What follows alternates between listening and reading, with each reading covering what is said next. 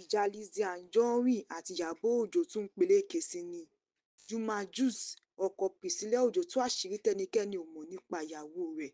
Ẹ jókòó ẹ gbọ́ ìròyìn náà lẹ́kùnrẹ́rẹ́.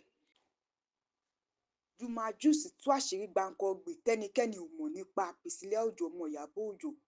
Gẹ́gẹ́ bí ẹ ṣe mọ̀ pé Juma Jux olórin ọmọ orílẹ̀-èdè Tanzania ni ó fẹ́ ọmọ gbajúgbajà òṣèrébìnrin ilẹ̀ wa ìyẹn Ìyábọ̀ Òjó tí ń ṣe Priscilla Òjó, tí wọ́n sì ṣe ìgbéyàwó tó mì tìtì táyé gbọ́ tọ̀hún mọ̀.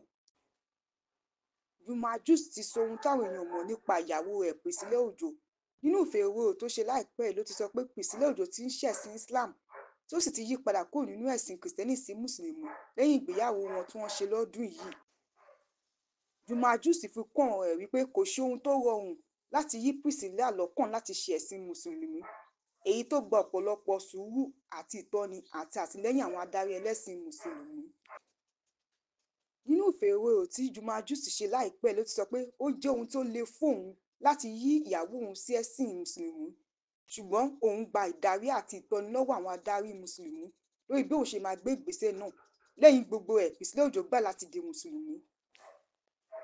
Lórí ìgbéyàwó rẹ̀, ọkùnrin náà sọ pé òun ti lálàá bí ìgbéyàwó òun ṣe máa rí tí ó sì wáyé bí òun ṣe lálàá rẹ̀, tí òun sì ṣoríire láti pàdé ẹni tí ó ní àwọn èròǹgbà àti ìpinnu bíi tòun.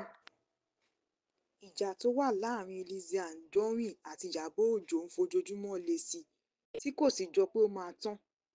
Òwe Yorùbá ló sọ pé àgbà kì í wà lọ́jà kórí ọmọ tuntun wọ́, ṣùgbọ́n tí òwe yìí ò wá sí ìmúṣẹ látàrí bí àwọn àgbààgbà òṣèré tíátà ò ṣe dá sí ìjà náà láti bá wọn parí ẹ̀.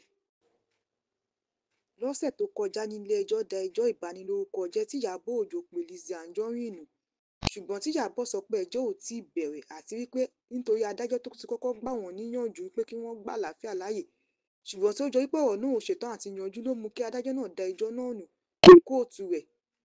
Lizzy Anjorin sì ti jáde síta wípé tí nǹkan kan bá ṣe òun àti ìdílé òun, Ìyábọ̀ Òjó ni kí wọ́n mú.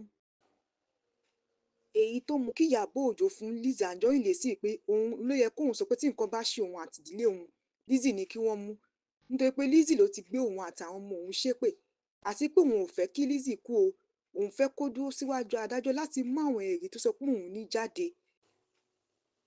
Ìyábọ̀ Òjó wá fi kún ọ̀rọ̀ rẹ̀ wípé ìdí tí Lizzy ṣe ń bá òun jà ni wípé kò fẹ́ràn kéèyàn máa bá àwọn tó bá ń bá jà ṣe. Ọ̀rọ̀ ìjà yìí sì ti fàjà lórí ẹ̀rọ ayélujára láàrin àwọn olólùfẹ́ òṣèrébìnrin méjèèjì tí kálukú sì ń gbè lẹ́yìn òṣèré tí wọ́n fẹ́ràn.